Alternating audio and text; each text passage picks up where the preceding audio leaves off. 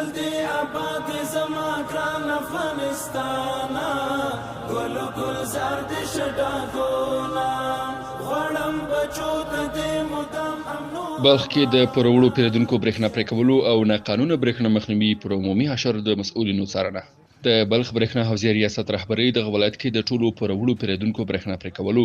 ناقانونه برېښنا مخنیوي او عوایدو پر وخت راټولونې په پار د حشر پر بهیر له نږدې نظارت کوي، ترڅو د بشپړې روڼتیا له مخې د پرولو پیرودونکو برېښنا پرې شي او په ټوله کې د ناقانونه برېښنا کاربني مخنیوي وشي. شپني عملیاتونه لرو، تقریبا 29 ټیمه په دې کې کار کوو.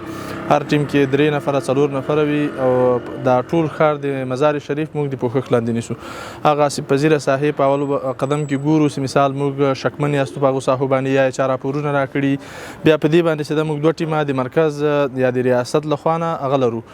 نظارتي ټیمونه لرو، هغه بیا په دې ټولو د فرعي ټیمو باندې ګرځي، ګوري چې کوم مامورین مو کوم ټیمونه چیرته کار کوي او چیرته اوسیږي، کومه ساحه کې کار کوي. د دغه حشر په دوام شپه مهال د هغو پرولو پیرودونکو برېښنا بیا ځلې کتل کیږي چې پر وخت د لګښت پیسو نه تحویلولو او ناقانونه کارونې له امله له وړاندې پرې شوې وه. که څه هم په تیر کې دلته د زورواکو شتون له امله د برېښنا پرې کول تخنیکي کارکوونکو ته د ژوند په بیه تمامېده، خو اوس د ټولو پرولو پیرودونکو برېښنا پرې کول په نورمال او عادي ډول ترسره کیږي او د برېښنا ځایي مسؤلین هم پرې کره څارنه کوي چې دا چاره د سیمې د اوسیدونکو خوښي له ځان سره لري. در 24 ساعت در همه ساحه ولایت بلخ، در سطح ولایت بلخ شب و روز زحمت میکشند تا به خاطر عواید، تا به خاطر عوارض تکنیکی در همه کار یا شب و روز زحمت میکشند تا به مردم یک سهولت بیاید.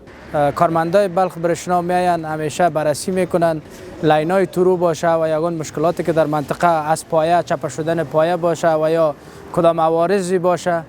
کارمندای برشنا الحمدلله حاضر آماده هستند، همیشه وقت در دسترس هستند، میاین کمک همکاریشان است و به مردم ما همیشه خدمت میکنند، مردم هم از پیششان راضی است. د بلخ برېښنا تجارتي ریاست تل هڅه کوي چې د ناقانونه برېښنا کارونې مخنیوی وکړي، عواید پر وخت راټول کړي او د برېښنا خدماتو کیفیت لا هم لوړ کړي.